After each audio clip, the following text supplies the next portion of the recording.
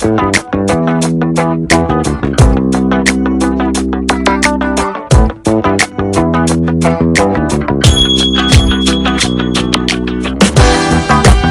et messieurs, bienvenue sur Télé50 pour suivre votre magazine APJ, au peuple de juger. Aujourd'hui, nous allons recevoir le président du mouvement bleu, Dr Noka. Le président de la République déclare que les élections sont irréversibles. N'êtes-vous pas d'accord avec ça?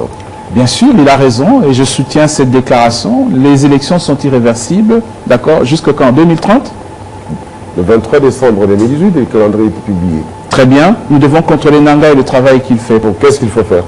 Il faut créer un comité d'accréditation, c'est en quelque sorte un cachet sur le travail que Nanga fait. Et pour que ce soit crédible et pour nous et pour l'extérieur, il faut créer un comité dans lequel il y a les Nations Unies, il y a la francophonie, il y a la SADC, il y a l'Union africaine, l'Union européenne, il y a la CENI dedans, et quelques experts congolais. C'est eux qui vont contrôler chaque étape de l'évolution du travail de la CENI jusqu'à la proclamation des résultats et ensuite, évidemment, la présentation à la Cour constitutionnelle. On est dans quel pays? On est en RDC. Là, au niveau de la CENI, les choix du peuple doivent être entassés par l'ingérence extérieure, c'est ça? Ben, vous savez, même en Hollande, ils ont utilisé les soi-disant machines à voter et les résultats sont truqués d'avance, donc a fortiori en RDC. Hein.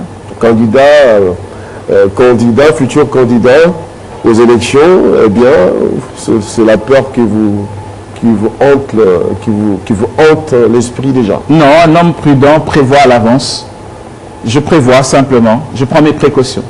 Quelles précautions? M'assurer que les élections et les résultats que je vais avoir correspondront à la réalité de ce qu'on a voté pour moi et pas des histoires bizarres qu'on a truquées.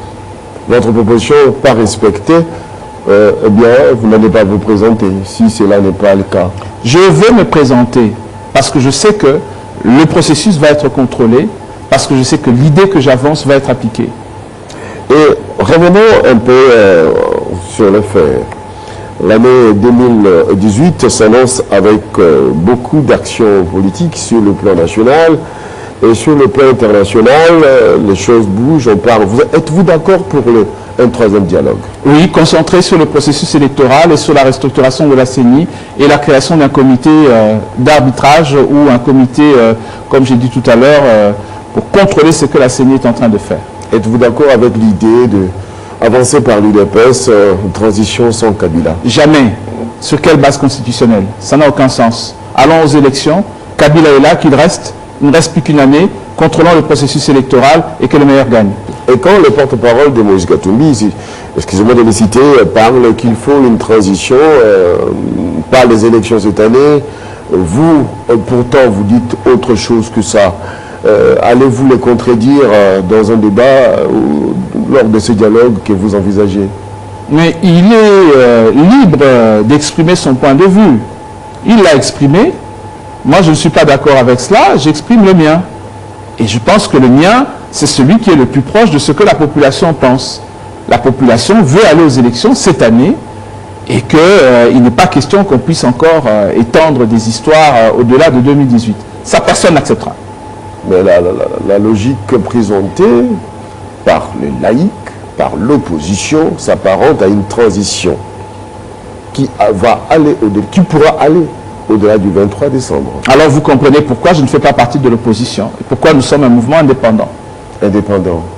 Indépendant pour attirer la sympathie du peuple, connaissons la position du peuple, eh bien, intellectuel que vous êtes, vous organisez à pouvoir orienter votre façon de voir les choses, votre discours pour attirer l'opinion publique vers vous. On dit que la politique c'est l'art de mentir, d'autres disent également c'est l'art de gouverner la cité. Moi je suis de la seconde option. Pourquoi pas la première option? L'art de mentir. Je n'aime pas mentir. Je déteste mentir. Donc je préfère gérer la cité et pour gérer la cité, je dois savoir ce que les gens qui sont dans la cité pensent. Il s'agit de leur équilibre, de leur bien-être. Hein? Donc il faut faire attention à ce qu'ils disent, à ce qu'ils veulent. J'ai déjà entendu.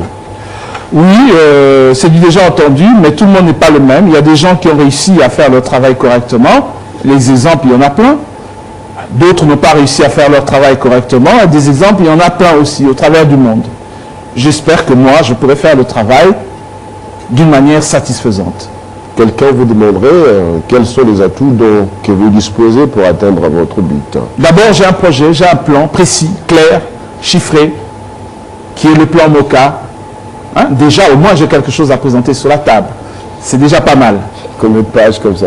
D'autre part, j'ai une formation académique qui soit de la hauteur. Troisièmement, je suis un homme de paix, rassembleur. Quatrièmement, il semble que je ne m'exprime pas trop mal. Et cinquièmement, et c'est le plus important de tous, Dieu avant toute chose. Le feu président Mobutu avait à l'époque formé un gouvernement de technocrates qui ont échoué. Entre 2003 et 2006, nous avons eu un gouvernement plus ou moins similaire. Je note qu'il y a moyen d'avoir des gouvernements de technocrates qui fonctionnent, comme ce fut le cas ici, et il y a moyen d'avoir des gouvernements de technocrates qui ne fonctionnent pas. C'est une question, c'est comme une équipe de football. Vous pouvez avoir 11 Maradona sur le terrain, mais ce n'est pas pour ça que vous allez gagner. Donc c'est la manière dont les joueurs vont jouer ensemble. Est-ce qu'il y a un esprit d'équipe? Est-ce qu'il y a une coordination? Est-ce qu'il y a une unité? Est-ce qu'il y a une complicité? C'est avec ça qu'on marque de Gaulle. Donc avoir une équipe de technocrates, c'est bien, mais il faut que les technocrates puissent se travailler ensemble. Avoir une équipe de technocrates et de politiques, c'est mieux, mais il faut que les deux sachent travailler ensemble. Moi, je suis plus pour cette formule-là. Apparemment, on vous voit toujours seul. Hein. Avez-vous des militants ou des cadres et hauts cadres qui vont aussi prétendre être candidats demain, candidats députés, pourquoi pas? On voit toujours le docteur Moka seul devant les écrans des télévisions. Et vous qui avez passé mes images avec la foule sur vos chaînes de télévision, vous savez que je ne suis pas seul. C'est simplement la preuve que nous sommes disciplinés, ordonnés, et qu'il y a une ligne de commandement à suivre. Vous n'avez pas du tout de l'ombrage sur vous? Non, ce n'est pas une question que je n'aime pas de l'ombrage. J'aime simplement que les choses soient ordonnées et que les choses soient claires. Ce n'est pas un dictateur caché? Non, je suis un commandant qui se fait respecter, qui est discipliné, et je discipline mes troupes. C'est aussi simple que ça. Un commandant avec un fouet et une carotte. Pour commander, il faut avoir les deux. Ah bon? Oui, bien sûr. La carotte pour attiser la faim, ou pour donner à manger, et le fouet pour remettre sur le chemin. L'Éternel est mon berger, je ne manquerai de rien. Rappelez-vous, ta houlette et ton bâton me rassurent. Il y a les deux. La houlette pour sauver la brebis lorsqu'elle veut tomber dans le trou, et le bâton pour frapper les lions, les ennemis qui viennent pour tuer les agneaux et les moutons pour les manger. Il faut les deux. C'est que ce disent, il est invivable celui-là. Il va nous amener les deux. Vous n'êtes pas d'accord avec moi qu'il faut de l'ordre et de la discipline en RDC? Bien sûr qu'il en faut. Alors, le seuil, ça vous dit quelque chose? Le seuil. Le seuil ou le seul? Le seuil. Seul, S-E-U-L. Le seuil. Ah, le seuil. Donc la limite. Oui. Bah, aujourd'hui, quand on parle de seuil, c'est un débat parlementaire, non? Alors, allez-vous atteindre le seuil sur le plan législatif avec vos candidats? On parle de 1% national. Oui. Ben, c'est raisonnable, bien sûr. Quand on est un parti crédible et qu'on est au niveau national, voyons 1%. Êtes-vous au niveau national? Vous allez le découvrir. Où comptez-vous sur les alliances? Non, je ne fais pas les alliances avec les politiques. J'ai déjà dit mon point de vue à propos des politiques dans ce pays, ce qu'ils ont fait. Pas d'alliance avec les groupements? Non, pas d'alliance avec des partis politiques. Pas de regroupement non plus? Non. Macron l'a fait, non? Il n'a pas réussi. On a besoin aujourd'hui des gens nouveaux, des gens purs, des gens simples, des gens qui travaillent sur le terrain. Et ces gens-là, vous ne les trouvez pas dans les partis politiques. Vous les trouvez ailleurs. Je pense qu'on s'est compris. Mais vous avez un parti politique, vous? Bien sûr, le parti politique, c'est... Ces gens-là ne se retrouvent pas chez vous?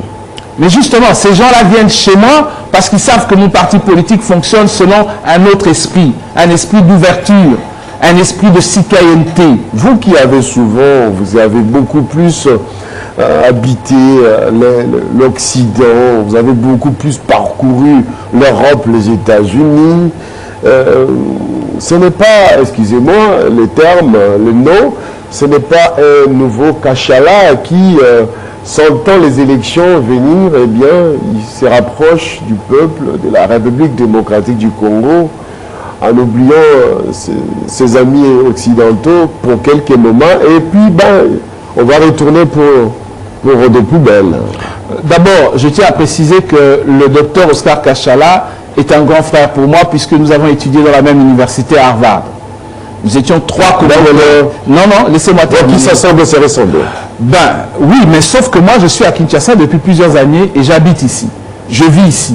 Mes enfants vont à l'école ici et ma femme travaille ici. C'est peut-être ça la différence. Donc, les erreurs de Kachala ne vont pas...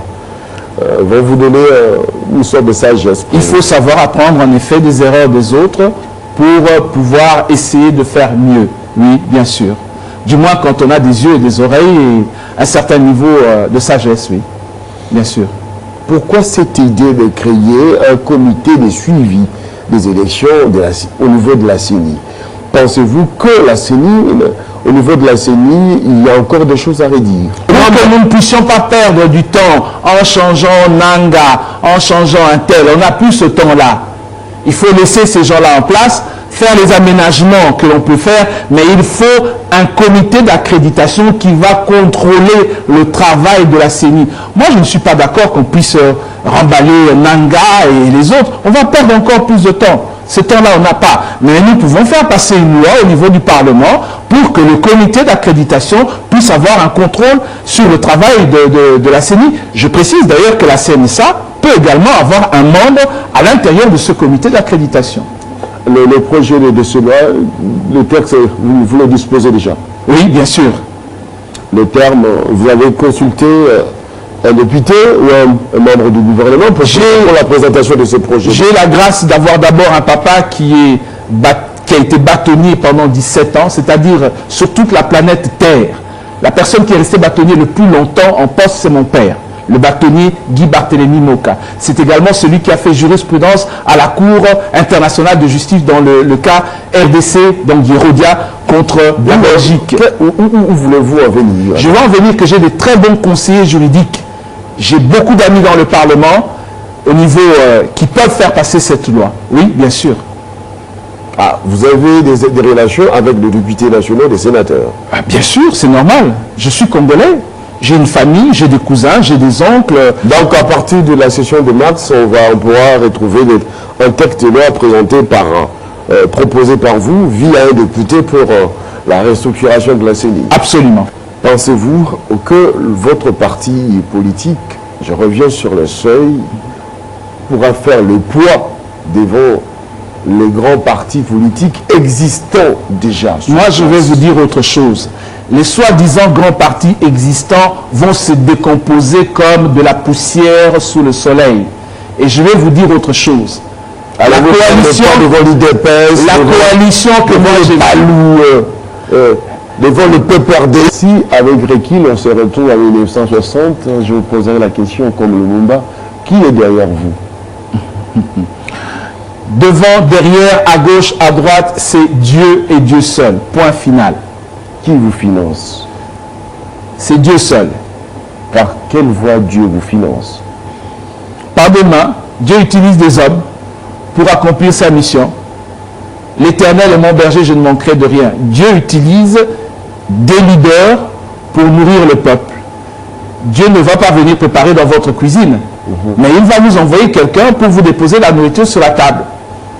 Dieu ne va pas venir vous retirer du milieu de la route alors qu'il y a un trafic dingue. Vous n'allez pas vous mettre au milieu de la route, on va vous écraser.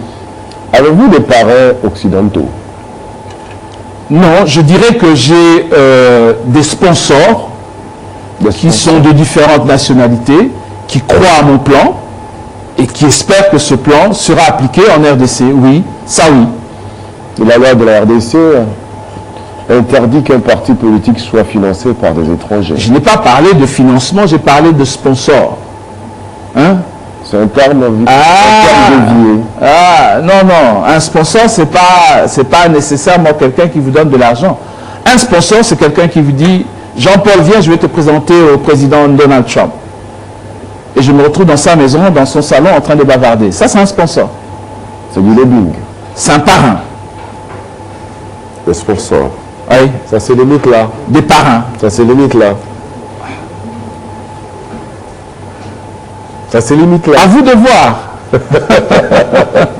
Au peuple de juger. Au peuple de juger. Au peuple de juger. C'est APJ, au peuple de juger. Nous recevons le président national du Mouvement Bleu, Dr Moka. Eh bien, Dr Moka, nous approchons lentement mais sûrement vers la fin de cette émission.